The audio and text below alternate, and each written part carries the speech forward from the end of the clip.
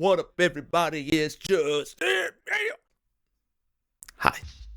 Okay, so again, we're going to be talking about financial things, but this time I might give you a few tips just to kind of help you on your journey in terms of what it is that you might like in terms of organizing your finances.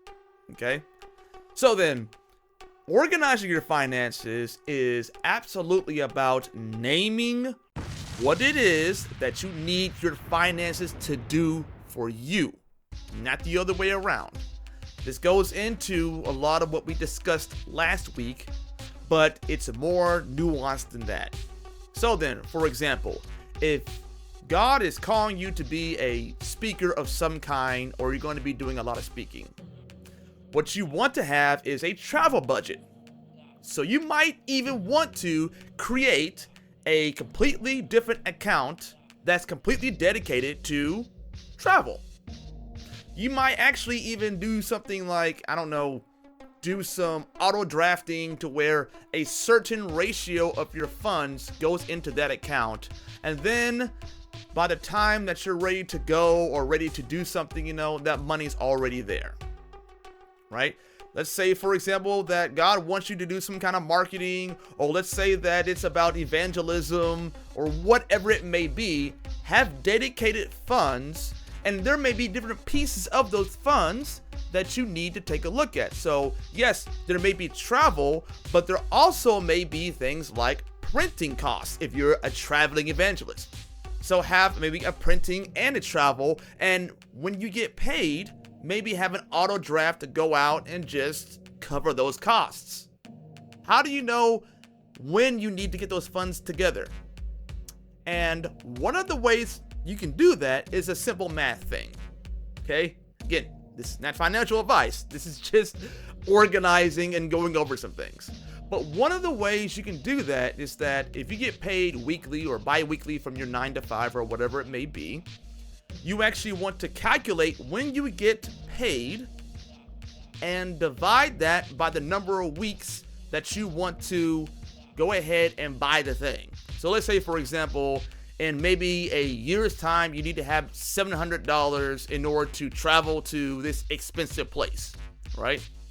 So what you want to do is you want to take that $700 and divide it by the number of weeks out from that time. And then from there will pop up a number that you can then just take that number and then stick it into that travel account every single week or bi-weekly or whatever it is, the frequency in which you get paid, and just divide that by the time that you want to go ahead and purchase that ticket or purchase that hotel or whatever it may be. It's a fairly simple little equation that you can do. But again, you have to know what your finances are doing. You have to direct them. And you have to sit down and prayerfully go over some of the things that you may be needing for your assignment and allocating funds to those things. And you want to be very, very intentional about that. And you also don't want to be frivolous, because God is not like it when you're frivolous. So sometimes you'll be making a lot of money and then you'll feel just as frustrated because the ratios are off. It's like, oh my gosh, I have all this money. I can just go ahead and gallivant around. That's right. Gallivant. I can go gallivant around all I want to. And God's saying,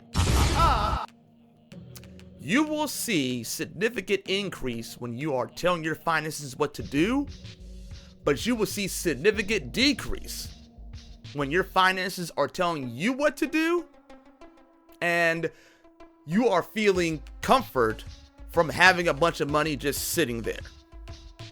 Oh, you will see some stuff happen in your finances if you do that. Because you want your money to keep on flowing into something, flowing into the kingdom, cash flow, right? So you don't want to see your money be an idol. That's called mammon, and God does not like it when people turn their money into mammon. It is the equivalent of taking the manna bread and then trying to save it for another day. It's not meant to do that. It's meant to be assigned to go out for the assignment. Then God will bless you with more because you have managed more. You do not want to hide and bury your talents, your money, into the ground. He calls that a wicked and lazy servant. You never want to do that.